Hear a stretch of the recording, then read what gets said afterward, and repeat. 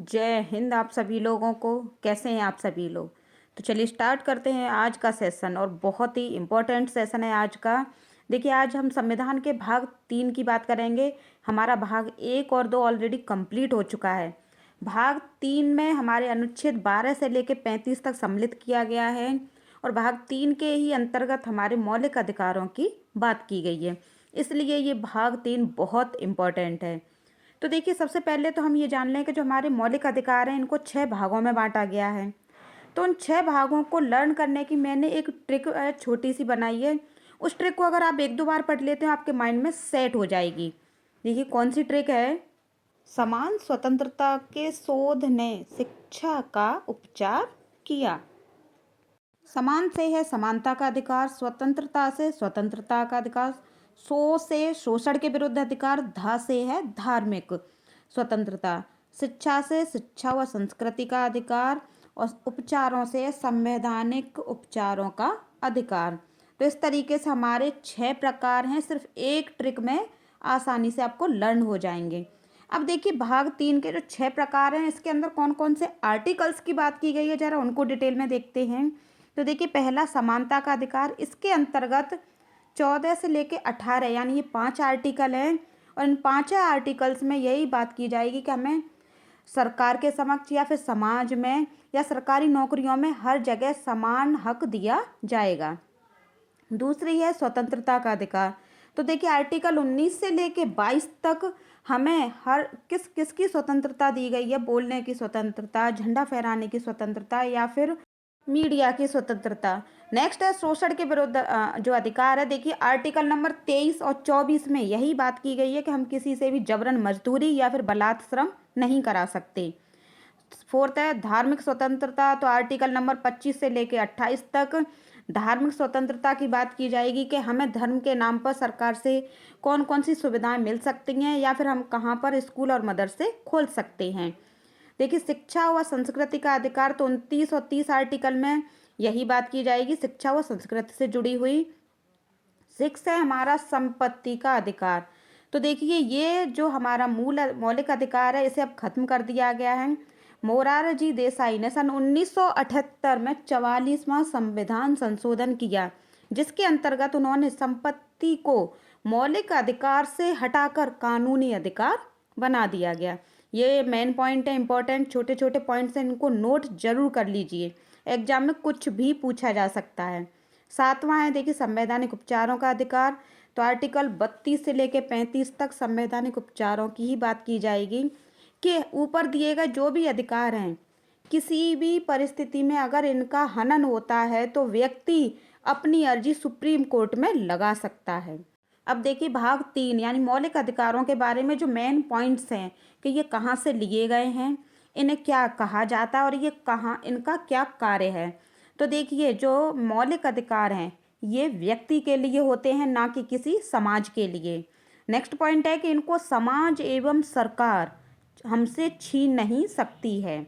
Number 3 जो मौलिक अधिकार हैं इनको अमेरिका से लिया गया है और इनको मौलिक अधिकारों को संविधान का मैग्ना कार्टा भी कहा जाता है। ये क्वेश्चन तो न जाने कितने बार पूछा गया है कि संविधान का मैग्ना कार्टा किसे कहा जाता है, तो वो हमारे मौलिक अधिकार यानी भाग 3 है। और ये देखिए जो मौलिक अधिकार ये जो शब्द है ये फ्रेंच भाषा का शब्द है और ब्रिटेन में इसका सबसे पहले प्रयोग किया गया था। ये मेन पॉइंट्स बहुत इंपॉर्टेंट है, इनको नोट कर लीजिए, एग्जामिनर ऐसे ही छोटे छोटे क्वेश्चन पुटअप करता है। देखिए नेक्स्ट क्या है। अब देखिए आर्टिकल नंबर 12 की हम डिटेल में बात करते हैं। तो देखिए जो आर्टिकल नंबर 12 है ये मूल अधिकार की परिभाषा देता है। इसके अंतर्गत ये बात कही गई है कि हमारी चाहे सेंट्रल गवर्नमेंट हो, चाहे स्टेट गवर्नमेंट हो या फिर लोकल गवर्नमेंट हो, कोई भी सरकार ऐसे कानून बिल्कुल नहीं बना सकती कि जिससे कि आम जनता के मूल अधिकारों का हनन हो। हाँ, किसी भी विपरीत परिस्थिति में एक बिजली विभाग है, इसको छूट दी गई है कि आवश्यकता अनुसार ये जनता पर दबाव बना सकता है। मान लीजिए कोई भी व्यक्ति समाज में बिजली चोरी कर रहा है या फिर उसका गलत प्रयोग कर रहा है, तो ऐसी परिस्थिति में बिजली विभाग उस पर दबाव बना सकता है, लेकिन कोई भी ऐसे कानून नहीं बना सकता जिससे कि उसके मौलिक अधिकारों का हनन हो। देखिए आर्टिकल नंबर 13 में क्या बात की गई है। आर्टिकल नंबर 13 के अंतर्गत बात की गई है अल्पीकरण की। देखिए ये अल्पीकरण का मतलब क्या है? अल्पीकरण का अर्थ है कि हम अपने मूल अधिकारों का प्रयोग करते हुए दूसरों की स्वतंत्रता का हनन नहीं कर सकते, और संविधान बनने से पहले का भी ऐसा कोई कानून नहीं लागू होगा, और ना ही संविधान बनने के बाद भी ऐसा कोई भी कानून बनेगा कि एक व्यक्ति अपने मौलिक अधिकारों का गलत प्रयोग करके दूसरे के अधिकारों का हनन करे। सलाम है भाई अम्बेडकर जी को, जो ऐसा संविधान लिख कर रख गए कि आज आम आदमी भी स्वतंत्र होकर सांस ले पा रहा है और जी सकता है। नहीं तो पता नहीं आजकल के नेता तो क्या करते।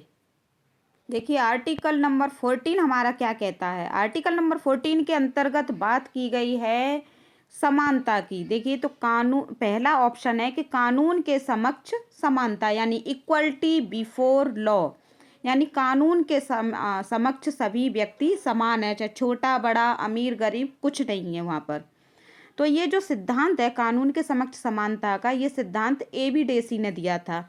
और ये सिद्धांत कहाँ से आया है? ब्रिटेन से आया है। और ये जो कानून के समक्ष समानता है ये सबसे पहले यूके में, यानी यूनाइटेड किंगडम में फॉलो हुआ था। भारत में आज के टाइम में इसका 20% ही फॉलो किया जाता है। देखिए नेक्स्ट ऑप्शन है इसी का, वो है कि कानून का समान संरक्षण। तो भारत में 80% इसी का ही प्रयोग होता है, और ये जो कानून के समान संरक्षण है ये यूएसए से लिया गया है। देखिए जैसा कि अभी हम बात कर रहे थे कि कानून के समक्ष सभी समान हैं, चाहे छोटा हो चाहे बड़ा हो, चाहे गरीब हो चाहे अमीर हो, चाहे फिर कोई राजनेता हो या फिर भिखारी हो। लेकिन इस लिस्ट से भारत के दो ऐसे नागरिक हैं जिन्हें इसमें सम्मिलित नहीं किया गया है। वो हैं भारत का राष्ट्रपति और राज्यपाल। देखिए अनुच्छेद 71 के अंतर्गत राष्ट्रपति को और अनुच्छेद 162 के अंतर्गत राज्यपाल को, ये दो व्यक्ति ऐसे हैं, ये चाहे कोई भी बड़े से बड़ा क्राइम कर लें, ये जिस वक्त पद पर आसीन है ऐसे वक्त पर इन पर कोई भी मुकदमा नहीं चलाया जा सकता है। इन्होंने अगर कोई भी बड़ा क्राइम किया है तो इसके लिए सुप्रीम कोर्ट सबसे पहले इन्हें पद मुक्त करेगा, यानी पद से हटाएगा, उसके बाद ही इन पर कोई भी मुकदमा चलाया जा सकता है। नेक्स्ट आर्टिकल है हमारा 15। ये बहुत ही इम्पोर्टेंट आर्टिकल है। क्यों?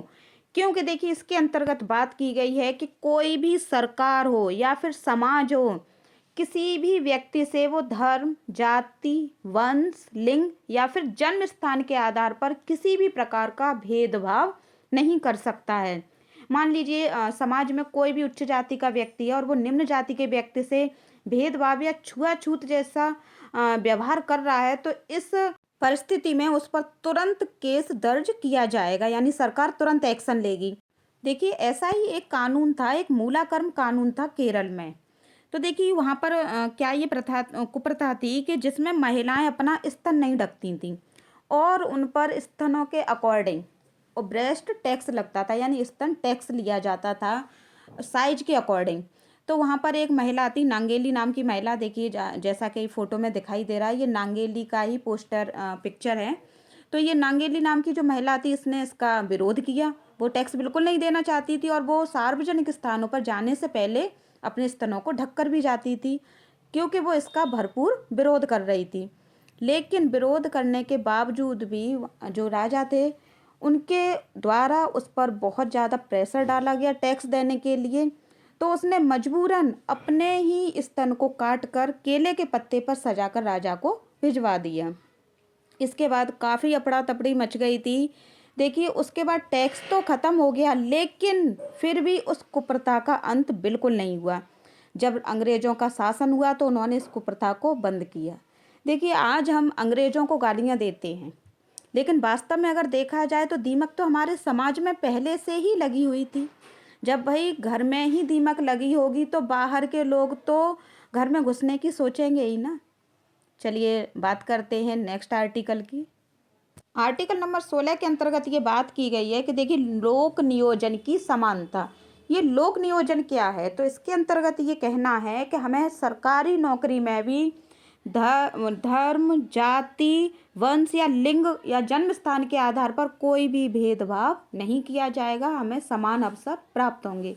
लेकिन सकारात्मक भेदभाव किया जा सकता है, जैसे कि आरक्षण के आधार पर। आपने देखा है कि जो एससी और एसटी कास्ट के लोग होते हैं इनको आरक्षण प्राप्त है। इसका देखिए सबसे इम्पोर्टेंट कारण ये है कि पुराने टाइम से ही एससी और एसटी कास्ट के ऊपर काफ़ी अत्याचार होते रहे हैं और ये समाज में काफ़ी पिछड़ी हुई भी हैं। तो इनको उच्च जाति के बराबर लाने के लिए इन्हें आरक्षण प्राप्त है और इसी आधार पर इनके साथ सकारात्मक भेदभाव भी किया जाता है। देखिए आर्टिकल नंबर 17 में क्या बात की गई है। आर्टिकल नंबर 17 बात करता है अस्पृश्यता की। अस्पृश्यता यानी छुआछूत। तो हम किसी भी व्यक्ति से जाति, धर्म, वंश, लिंग या उसके जन्म स्थान के आधार पर किसी भी प्रकार का छुआछूत बिल्कुल नहीं कर सकते हैं। देखिए नागरिकता अधिनियम के अंतर्गत 1955 में सुप्रीम कोर्ट ने ये कानून बनाया था कि किसी भी निम्न जाति के व्यक्ति से उच्च जाति का व्यक्ति छुआछूत बिल्कुल नहीं कर सकता है। अब देखिए ये कानून तो बनकर रख गया, लेकिन इसका सख्ती से प्रयोग बिल्कुल नहीं हो रहा था।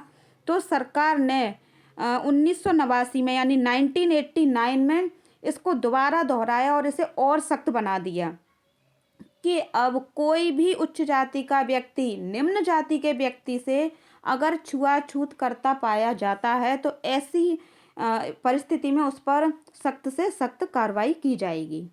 देखिए आज के टाइम में भी कानून बन जाते हैं, बनकर रख जाते हैं, लेकिन वास्तव में उनमें कितना अंतर देखा जा रहा है। जो रूरल एरिया हैं उनमें तो बहुत ज़्यादा हालत ख़राब है आज भी।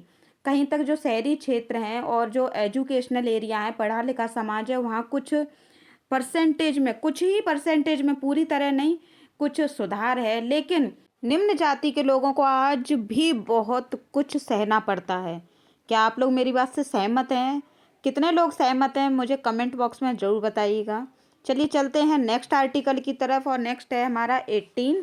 इसमें बात की गई है उपाधियों का अंत।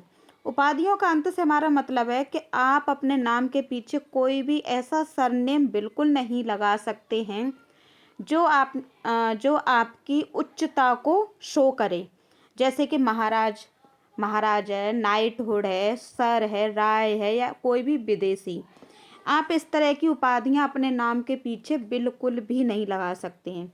मान लीजिए आपको नाइटहुड की उपाधि से अवार्ड दिया जाता है, यानी आपको सम्मानित किया जाता है आपके काम के लिए, लेकिन आप वो नाइटहुड अपने नाम के पीछे बिल्कुल नहीं लगा सकते। हाँ, एजुकेशनल के एरिया में जैसे कि एजुकेशनल आप रैंक लगा सकते हैं, जैसे कि पीएचडी करने के बाद आपके नाम के आगे डॉक्टर लग जाता है। अदरवाइज आप कोई भी रैंक आप अपने नाम के पीछे नहीं लगा सकते हैं।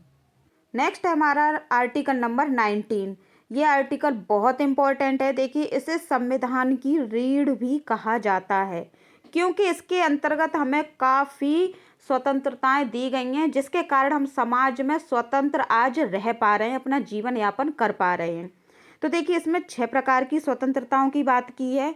जिस तरीके से देखिए संविधान के भाग 3 में 7 प्रकार थे, एक संपत्ति का प्रकार खत्म कर दिया गया। ठीक उसी प्रकार से आर्टिकल 9 में भी आर्टिकल 19 यानी 19 में भी 7 प्रकार थे। इसमें भी जो संपत्ति का जो प्रकार है 6वां वो खत्म कर दिया गया, तो इसमें भी 6 बचे। और उधर जो मौलिक अधिकार यानी इसी आर्टिकल का भाग 3 जो 6 थे उसमें भी ये खत्म हो गया, उधर भी 6 ही बचे। अब देखिए हम बात करते हैं कि आर्टिकल नंबर 19 के अंतर्गत हमें कौन कौन सी स्वतंत्रताएं दी गई हैं, ज़रा उनको डिटेल में समझना है, क्योंकि ये आर्टिकल बहुत पूछा जाता है, यहाँ से क्वेश्चन बहुत आता है। तो देखिए पहली है स्वतंत्रता हमारी अभिव्यक्ति की स्वतंत्रता, जैसे कि हमें बोलने की स्वतंत्रता, मीडिया की, पुतला फूंकने की और झंडा फहराने की। ये जो सभी स्वतंत्रताएं ये सारी फ्रीडम हमारी अभिव्यक्ति की स्वतंत्रता के ही अंतर्गत आती हैं। मान लीजिए कोई राजनेता है, हमें उसका जो कार्य करने का तरीका है वो बिल्कुल पसंद नहीं आ रहा। ऐसे में आपने देखा होगा कि जो नाराज़ जनता होती है वो उसका पुतला बनाकर फूंक सकती है। सोचिए अगर हमें ये अभिव्यक्ति की स्वतंत्रता ना दी जाती तो क्या एक आम इंसान किसी राजनेता का पुतला फूंक सकता था? बिल्कुल नहीं। लेकिन हमें कोर्ट की तरफ से ये स्वतंत्रता दी गई है। नेक्स्ट है सभा। हमें सभा करने की स्वतंत्रता है। आपने देखा होगा कि जब हम नाराज़ हो जाते हैं, मान लीजिए किसी भी राजनेता से, एक एग्जांपल ले रहे हैं, तो वहाँ पर हम क्या है, कमेटियाँ यानी सभा करते हैं कि हम क्या है भैया, सभा करेंगे, हम इस राजनेता को बिल्कुल नहीं चाहते। थर्ड है संगठन। संगठन बनाकर हम उसका विरोध भी करते हैं। तो देखिए, अभिव्यक्ति की स्वतंत्रता, सभा करने की, संगठन करने की, और फोर्थ है संचरण करने की यानी विचरण। हम अपनी स्वतंत्रता हमें दी गई है कि हम पूरे भारत में कहीं भी, विदेश में भी वीज़ा बनवा लीजिए, मान लीजिए आप कहीं भी घूम सकते हैं। अगर हमें ये स्वतंत्रता नहीं दी जाती तो हम एक ही जगह अपने ही कुटुंब में बंद कर रह जाते। देखिए नेक्स्ट कौन सी है, निवास करने की या बसने की स्वतंत्रता, ये भी दी गई है हमें। नेक्स्ट ऑप्शन है देखिए व्यक्तिगत संपत्ति। तो जैसा कि मैंने बताया कि जो संपत्ति का अधिकार था, इसे तो 44वां संविधान संशोधन करके मोरारजी देसाई ने 1978 में खत्म कर दिया। लेकिन अगर हम कहीं बस रहे हैं तो वहाँ पर अपनी व्यक्तिगत संपत्ति हम खरीद सकते हैं, उस पर कोई भी बाउंडेशन नहीं है। और सेवेंथ है हमारा व्यापार करने की स्वतंत्रता। तो देखिए इन सारी जो फ्रीडम है, इनको लर्न करने की मैं एक छोटी सी ट्रिक आपको बता रही हूँ। देखिए पहला तो जो हमारी जो फ्रीडम है वो मेन यही है कि हम अपनी बात कह पाएँ। जब हम अपनी बात कह पाएंगे तो उसके बाद हम सभा और संगठन दोनों बना सकते हैं। मान लीजिए जब हमने सभा और संगठन अगर बना लिए तो हम में एक पावर होगी, उसके बाद हम कहीं भी घूम सकते हैं। मान लीजिए हम अगर कहीं घूमने गए और वो जगह अगर हमें बहुत अच्छी लगी तो आप वहाँ पर बस जाइए, कोई इसके लिए बाउंडेशन नहीं है। अगर आप बस गए, उसके बाद अगर आप चाहते हैं कि वहाँ पर आप अपनी संपत्ति भी खरीदें तो आप ऐसा भी कर सकते हैं। संपत्ति, मान लीजिए आप वहाँ बस भी गए, आपने वहाँ पर अपना घर मकान भी ले लिया, अब वहाँ आजीविका चलाने के लिए आपको अपना व्यापार भी खड़ा करना होगा, तो आप ऐसा भी कर सकते हैं। इसके लिए देखिए इस एक लाइन में सारी स्वतंत्रताएं आपकी आ गई। देखिए पहला बोलने की स्वतंत्रता, उसके बाद आप सभा बनाइए, संगठन कीजिए, कहीं भी घूमिए फिरिए, घूमने गए अच्छा लगा तो वहाँ पर निवास कर लीजिए, अगर वहाँ भी अगर आपको अच्छा लगा तो आप अपनी संपत्ति खरीद सकते हैं और वहाँ पर अपना व्यापार भी खड़ा कर सकते हैं।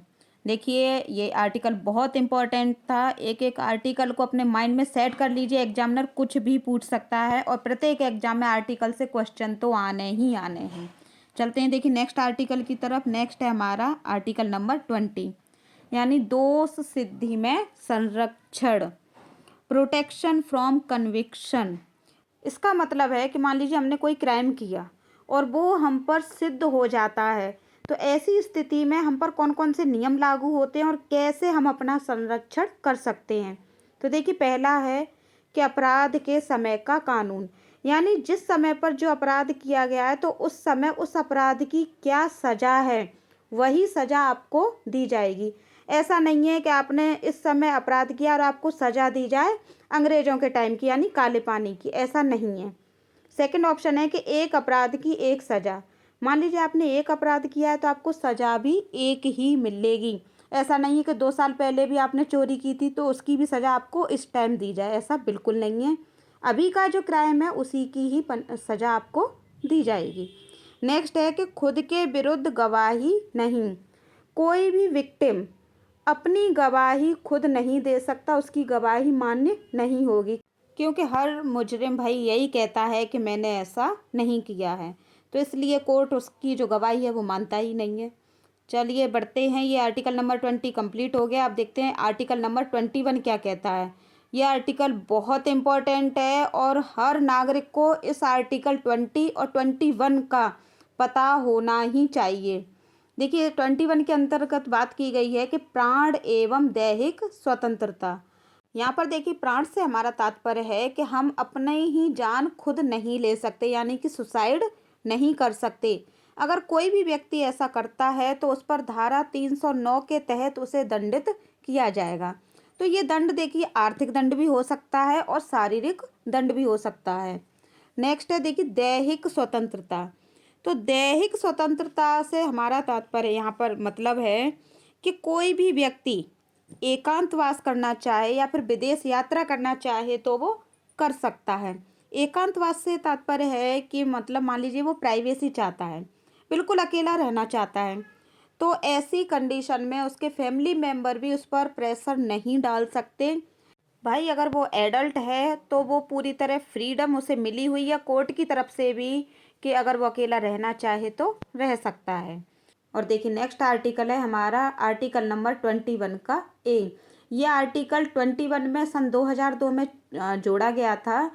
सन 2002 में 86वां संविधान संशोधन हुआ, और जिसके अंतर्गत ये बात की गई कि 6 से 14 साल तक के जो बच्चे हैं उनको शिक्षा मिलना अनिवार्य है, यानी ये उनका अधिकार है। किसी भी कारणवश अगर उनके परिवार की वजह से या फिर विद्यालय की वजह से किसी भी परिस्थितिवश अगर उनकी शिक्षा में कोई भी रुकावट आती है तो इसके लिए तुरंत के तुरंत कार्रवाई की जाएगी। देखिए नेक्स्ट हमारा आर्टिकल है आर्टिकल नंबर 22। बहुत इम्पोर्टेंट है ये आर्टिकल नंबर 22। हमें गिरफ्तारी से संरक्षण के बारे में बताता है। देखिए इसके दो पार्ट हैं, एक तो है दंडात्मक निरोध और दूसरा है निवारक निरोध। दंडात्मक निरोध जो है वो अपराध के बाद लागू होता है। कहने का मतलब है कि अगर किसी व्यक्ति ने कोई भी क्राइम कर दिया है उसके बाद दंडात्मक निरोध का प्रयोग किया जाएगा। और जो निवारक निरोध है ये अपराध से पहले ही लग जाता है। तो देखिए इन दोनों के बारे में थोड़ा सा डिटेल में पढ़ लेते हैं, क्योंकि एग्जाम में यहाँ से क्वेश्चन बहुत पूछे जाते हैं। तो पहला है देखिए दंडात्मक निरोध। देखिए ये जो दंडात्मक निरोध है इसके भी कुछ नियम हैं कि मान लीजिए किसी व्यक्ति ने क्राइम कर दिया और आपने उसे अरेस्ट अगर करना है तो कौन कौन से नियम हैं। तो पहला है कि देखिए किसी भी क्रिमिनल को अगर पकड़ना है तो पुलिस को सबसे पहले उसे अपना वारंट दिखाना पड़ेगा। नेक्स्ट है कि उससे आपने अरेस्ट कर लिया, उसके बाद कोर्ट की तरफ से ये सख्त आदेश होते हैं कि 24 घंटे के अंदर आपको उसे जज के सामने पेश करना ही पड़ता है। इसमें केवल 3 चीज़ें देखिए ऐड नहीं होती हैं, एक तो जाम, दूसरा है यातायात और तीसरा कोई भी छुट्टी अगर पड़ जाती है। मान लीजिए आपने किसी भी क्रिमिनल को सैटरडे के दिन अरेस्ट किया, अगले दिन संडे पड़ गया, तो उस छुट्टी को उसमें 24 घंटे में नहीं जोड़ा जाएगा। या फिर मान लीजिए आप जब क्रिमिनल को कोर्ट ले जा रहे हैं और आपकी गाड़ी जाम में फंस गई है, पुलिस की गाड़ी, तो उस जाम में लगा जो टाइम है उसे भी उसमें ऐड नहीं किया जाता है। तो ये 3 चीज़ें हैं, जाम, यातायात और छुट्टी, ये तीनों चीज़ें उसमें ऐड नहीं होती हैं। थर्ड है कि जो क्रिमिनल है वो खुद का वकील या फिर सरकारी वकील रखने की उसे पूरी आज़ादी होती है। तो ये हमारा दंडात्मक निरोध था जो अपराध के बाद संरक्षण होता है। और देखिए सेकंड है हमारा निवारक निरोध। ये जो निवारक निरोध है ये देखिए अपराध करने से पहले की स्थिति है। यहाँ पर देखिए केवल एक शक के आधार पर किसी भी व्यक्ति को अरेस्ट कर लिया जाता है। मान लीजिए कोई किसी भी व्यक्ति पर यह शक जताया जाता है कि ये किसी क्रिमिनल गतिविधि में संलग्न तो नहीं है। अगर ऐसी स्थिति में वो पाया जाता है तो उसे केवल शक के आधार पर अरेस्ट कर लिया जाता है, बिना वारंट दिखाए वो भी। और जब उसे अरेस्ट कर लिया जाता है तो उसे 90 दिनों तक जेल में रखने का भी नियम है। देखिए ये जो निवारक निरोध है ये रोलेक्ट एक्ट का नया रूप माना जाता है। कहते हैं कि सन 1919 में सर सिडनी रोलेक्ट ने एक नियम ये कानून लेकर आए थे। बिना दलील, बिना अपील और बिना वकील का कानून था। इसमें रोलेक्ट एक्ट में ये कहा जाता था कि केवल एक शक के आधार पर किसी भी व्यक्ति को गिरफ्तार कर लेते थे, और वो व्यक्ति ना तो अपनी दलील पेश कर सकता था, ना ही अपनी अपील दे सकता था, और ना ही अपने संरक्षण में कोई वकील रख सकता था। ठीक ऐसा ही है ये निवारक निरोध नियम वो कानून। तो कभी कभी ये बहुत ज़्यादा खतरनाक साबित हो जाता है। ये ऐसा जरूर नहीं है कि देखिए जिसे हम शक के घेरे में ले रहे हैं वो गलत ही हो। कभी कभी सही व्यक्ति भी इसी निवारक निरोध के नियम से बहुत ज़्यादा उसे भुगतना पड़ जाता है। देखिए नेक्स्ट आर्टिकल आर्टिकल नंबर 23। ये देखिए आर्टिकल नंबर 23 और 24 दोनों मोस्ट इंपॉर्टेंट है। हर एग्जाम में एक एक क्वेश्चन यहाँ से उठा ही लेता है एग्जामिनर। तो देखिए आर्टिकल नंबर 23 के अंतर्गत ये बात की गई है कि शोषण के विरुद्ध अधिकार। इसमें ये कहा गया है कि हम किसी से भी जबरन कार्य या फिर बलात् श्रम नहीं करा सकते। यानी आपने देखा होगा कि जो ट्रैफिकिंग का जो कारोबार होता है, तस्करी होती है, बंधुआ जो मजदूरी होती है, ऐसे कार्य हम किसी भी व्यक्ति से नहीं करा सकते।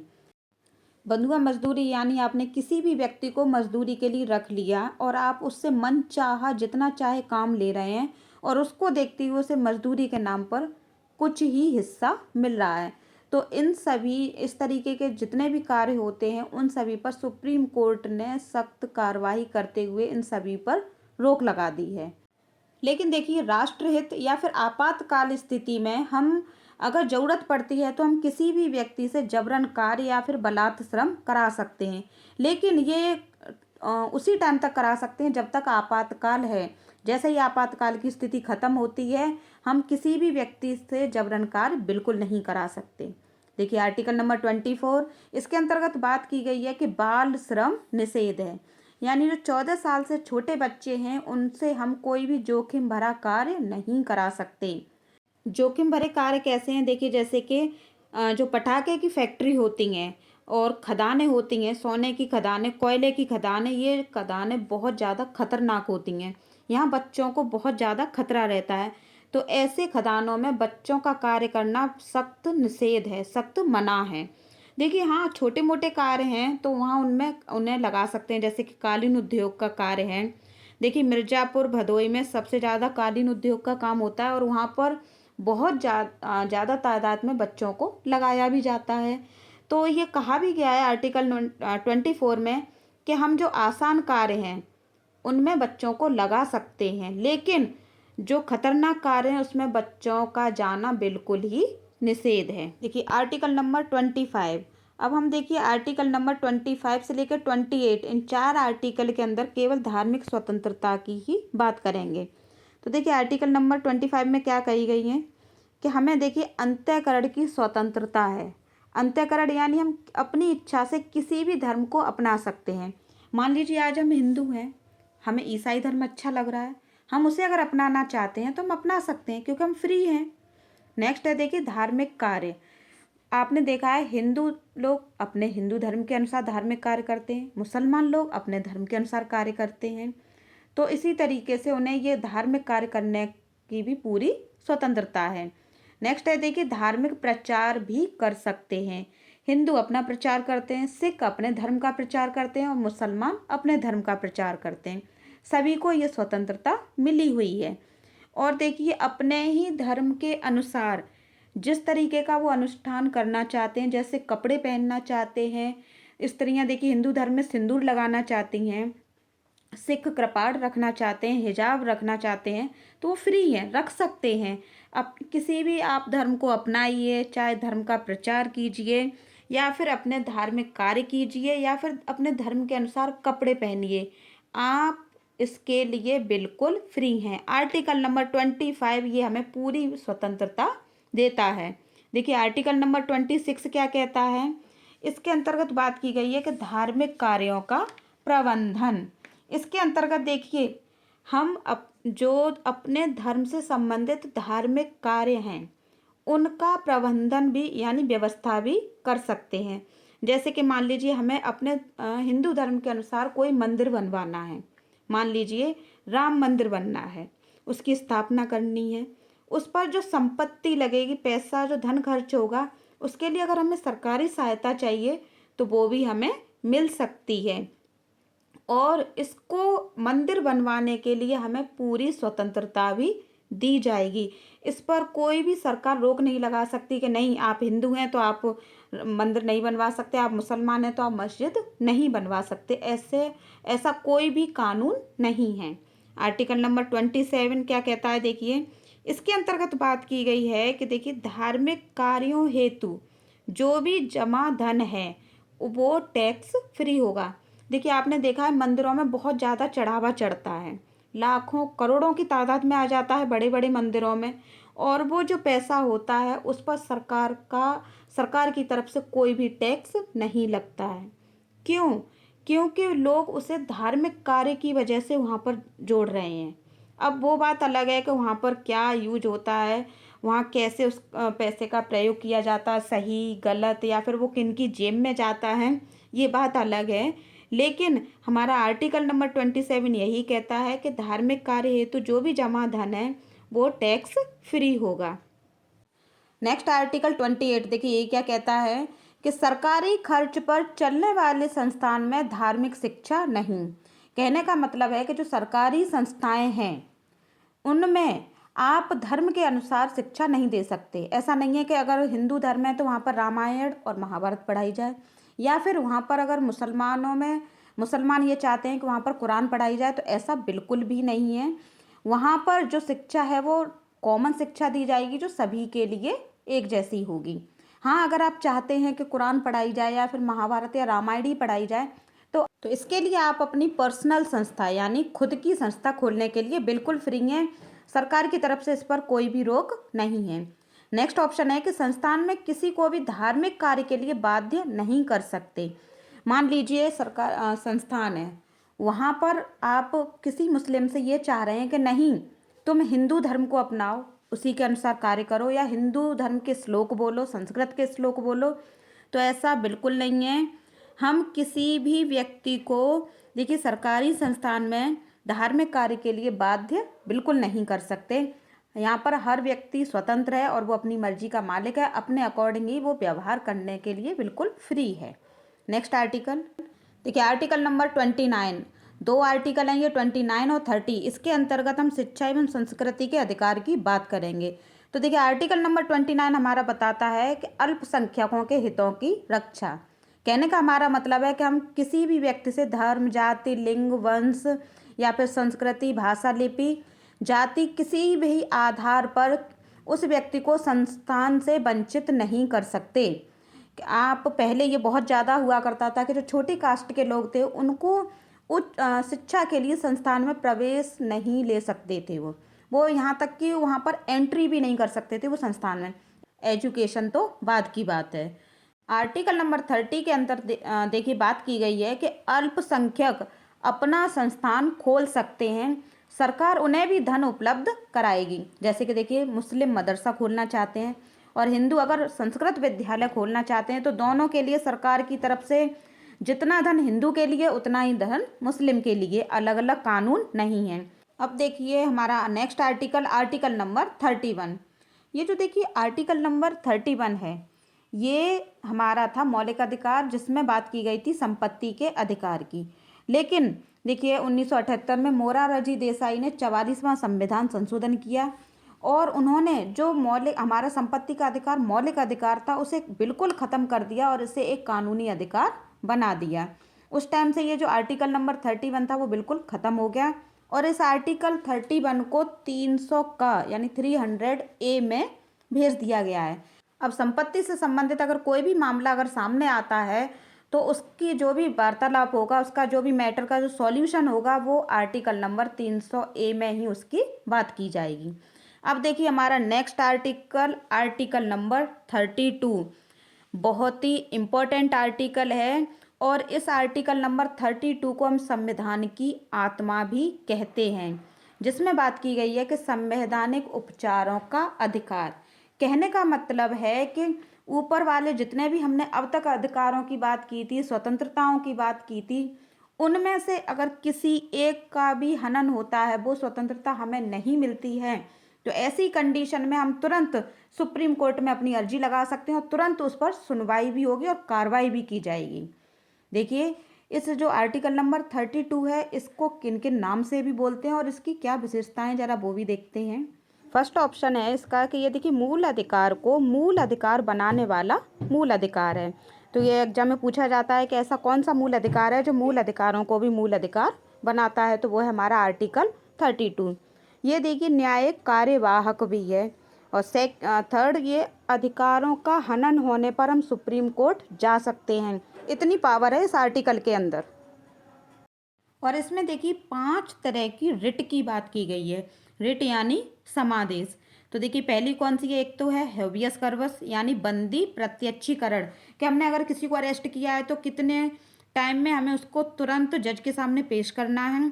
नंबर 2 है मैंडेमस यानी परमादेश, ये केवल सरकारी कर्मचारियों पर ही लगती है। और थर्ड है को वारंटो यानी अधिकार प्रच्छा, ये जो फर्जी नौकरी करते हैं उन लोगों के लिए ये कानून है। और फोर्थ है प्रतिषेध और फिफ्थ है उत्प्रेषण। ये दोनों ऐसे कानून हैं जो सुप्रीम कोर्ट के द्वारा हाई कोर्ट पर लगाए जाते हैं। ये देखिए जो आर्टिकल नंबर 32 है, ये काफ़ी लंबा है। अगर इसी में ही मैं उसको समझाती तो आप अच्छे से उसको समझ भी नहीं पाते और वीडियो भी काफ़ी लंबा हो जाता। इसके लिए मैं अलग से टॉपिक मैंने लिया हुआ है, अलग वीडियो बनाई है। आप जाकर उसको ज़रूर पढ़ लीजिए, क्योंकि एग्जाम में यहाँ से क्वेश्चन बहुत पूछे जाते हैं। और सबसे मेन बात है कि यहाँ इस आर्टिकल को समझना उससे भी ज़्यादा ज़रूरी है। तो देखिए, आज जो सेशन था वो हमारा कंप्लीट हो चुका है।